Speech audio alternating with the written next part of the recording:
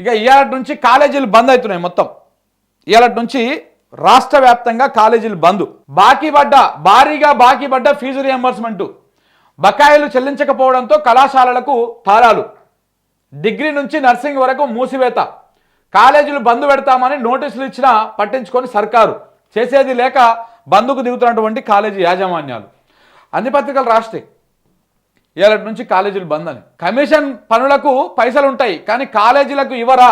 Fee రియంబర్స్మెంట్పై రాష్ట్ర ప్రభుత్వ నిర్లక్ష్యం, ప్రమాదంలో 13 లక్షల మంది విద్యార్థుల భవిష్యత్తు.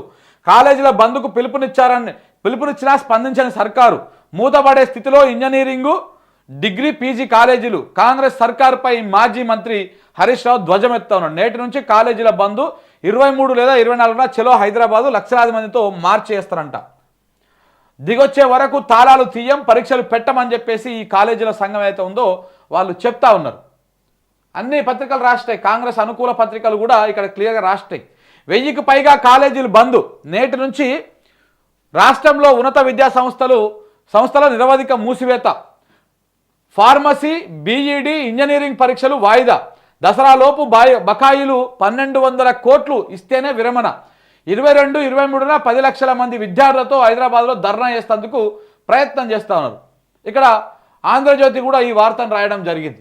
ఇక పోతే ఈనాడు రాసిందా కాలేజీలు బంద్ చేయాలనేది. ఇగో నేటి నుంచి విద్యావృత్తి కళాశాలలు బంద్, ఫీజు రియంబర్స్మెంట్ పైన యాజమాన్యాల నిర్ణయం, సెలవులు ప్రకటించిన పలు ఇంజనీరింగ్ కాలేజీలు, కళాశాలల సమాఖ్య ప్రతినిధులతో కొనసాగుతున్నటువంటి ప్రభుత్వ చర్చలు.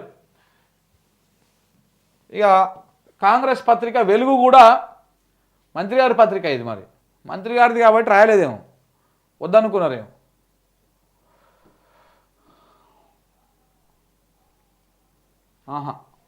రాయలే. అయితే ఇందులో ఒక వార్త దిశ అనేటువంటి పత్రికలో ఒక విచిత్రమైనటువంటి వార్త వచ్చిందండి. మరి అన్ని పేపర్లకేం బంద్ ఉంది కాలేజీలు, వీళ్ళకి మాత్రం తెరుచుకున్నాయి. ఎడకెళ్ళి తెరుచుకున్నాయి తెలియదు. ఇక చూడు, ఇగో చర్చలు సఫలమైనాయి అంట. మరి అందరికేమో బంద్ పెట్టేసిరు. ప్రైవేటు కళాశాలల బంద్ వాయిదా, సమ్మె విరమించినటువంటి యాజమాన్యాలు. ఫీజు రియంబర్స్మెంట్ బకాయిపై చర్చ, నేడు ప్రభుత్వం పరంగా చర్చించి నిర్ణయం తీసుకుంటామని డిప్యూటీ సీఎం హామీ ఇచ్చేవరకు బంద్ పెట్టిరు. బంద్ని వాయిదా వేసుకురంటున్నారు. అన్ని పత్రికలు ఈనాడుతో సహా కాంగ్రెస్ పత్రిక వెలుగంటే రాయలే. ఫక్తు అది మంత్రి వివేక్ వెంకటస్వామి కాబట్టి వీళ్ళు రాయలే. కానీ మిగతా అన్ని పత్రికలు రాసినాయి, ప్రతి పత్రిక రాసింది. కానీ దిశ పత్రికకు మాత్రం చర్చలు సఫలమైనాయంట. మరి ఆ సఫలమైన చర్చలు ఏడ ఉన్నాయో మరి ఏందో తెలియదు. మరి ఇది ఒక విచిత్రమైనటువంటి పత్రిక, వీళ్ళు ఇటు రాసిరు. అయితే ఇక్కడ ముఖ్యమంత్రి గారు చూడండి ఎడబెట్టిండు, ఇదే వెలుగులో రాసిరు. జూబ్లీహిల్స్ గెలుపు కోసం బూతుల వారీగా ప్రణాళికలు చేయాలి, రెడీ చేసుకోవాలని డివిజన్ ఇన్ఛార్జీలకు సీఎం ఆదేశము. ఈ జూబ్లీహిల్స్ ఉప ఎన్నిక మీద ఈడ వివేక్ వెంకటస్వామి, పిసిసి మహేష్ కుమార్ గౌడ్ వీళ్ళందరూ కూర్చోబెట్టుకొని ఒక రివ్యూ చేసిరు. దేని మీద?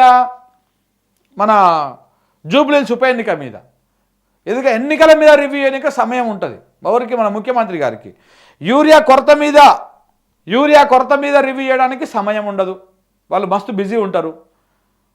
అట్లానే ఈ ఫీజుల రియంబర్స్మెంట్ గురించి, పేద విద్యార్థుల చదువుల గురించి ఆలోచిస్తేందుకు వాళ్ళకు 1 గంట సమయం కేటాయించి రివ్యూ చేసి ఆ కాలేజీ యాజమాన్యాలను ఒప్పించి, సరే రేపిస్తామో మాపిస్తామో 10 రోజులకు ఇస్తామో 4 రోజులకు ఇస్తామో చెప్పి వాళ్ళకు హామీ ఇచ్చి ఆ కళాశాలలు నడిచేటువంటి విధంగా చేయడానికి సమయం ఉండదు, ఆ రివ్యూ చేయడానికి సమయం ఉండదు.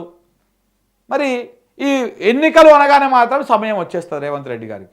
అది ఆటోమేటికల్గా ఆ గ్యాప్ ఏర్పడుతుంది. మరి అదేందో వీళ్ళకి ఎన్నికల మీద ఉన్నటువంటి ఇంట్రెస్టు పేద ప్రజల మీద కానీ, రైతుల మీద కానీ, నిరుద్యోగుల మీద కానీ. ఇప్పుడు నిరుద్యోగుల సమస్య ఉన్నది.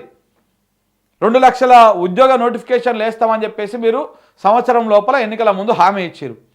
2 సంవత్సరాలు అయిపోవస్తా ఉన్నది. ఇప్పటిదాకా లక్ష లేదు, కనీసం 10,000 లేవు, 5,000 పోస్టులు కూడా ఇప్పటిదాకా మీరు వేయలే. 1 గంట సేపు రివ్యూ చేసి ఏ శాఖలు అత్యంత ఖాళీ ఉన్నాయి, ఆ జాబ్ క్యాలెండర్ కథ ఏంది, ఏడ ఉన్నాయో చూద్దాము, ఒకసారి వేద్దాము.